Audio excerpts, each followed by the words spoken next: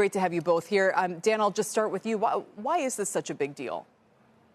Yeah, first, let's just take a step back. We were very close to a government budget getting passed, the continuing resolution. It had the votes to pass with more than 2/3 majority to get through. And as you started to see opposition reading the text and the provisions that were going through, you began to see more and more conservative angst. And then that led to the Elon Musk tweets. Forget the day-to-day. I think Emily's reporting is excellent. How this gets resolved, that's one story. I think the larger story is that Congress has now been put on notice that they're not going to be able to sneak provisions into bills in the future, that there's always going to be someone watching.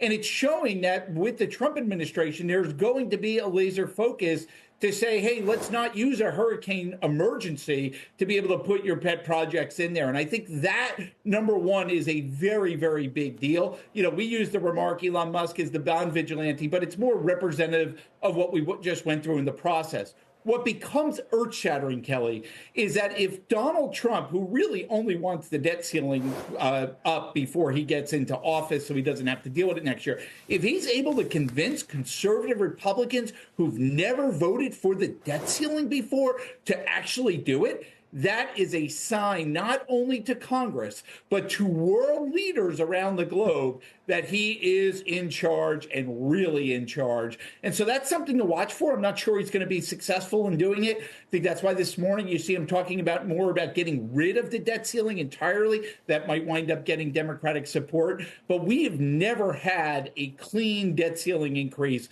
with all Republican votes in modern history. And what he's asking for is a very big deal. And if he pulls it off, it shows you that he's got the Republican Party under his thumb. Although, ironically, I think he could lose the bond market because what is still happening is that he has a very expensive tax package, wants to extend, and all of this is going to cost money. We're still trying to figure out exactly how. So I think this plays into the very fiscal worries the bond market has and the whole reason why Musk and others are trying to come in and, you know, with a chainsaw.